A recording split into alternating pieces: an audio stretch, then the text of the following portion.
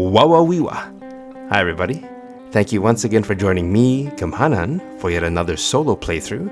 This time around we're going to play a demo of a game called Vile. So this game harkens back to the good old days of retro FPSs, where the story takes a bit of a backseat. I mean, the premise is sort of sound, but the story takes a bit of a backseat, and all this game has to offer is just mindless gibbing, mindless gore, and mindless shooting down of, I guess in this case, the undead, or mutants, or mutated undead, whichever one you prefer. So I mean, there's always a place in my shelf for games where I just don't want to think. All I really want to do is just mash a button, do my best to dodge around, and then just lay waste on, the denizens of hell that deserve it. So if that sort of tickles your fancy, this might be a game that you might be interested in. I think if the price point is right, then this little game, this simple game, is kind of like, is worth a place in your mantelpiece. So Vile takes place in what I think is sort of like Victorian London.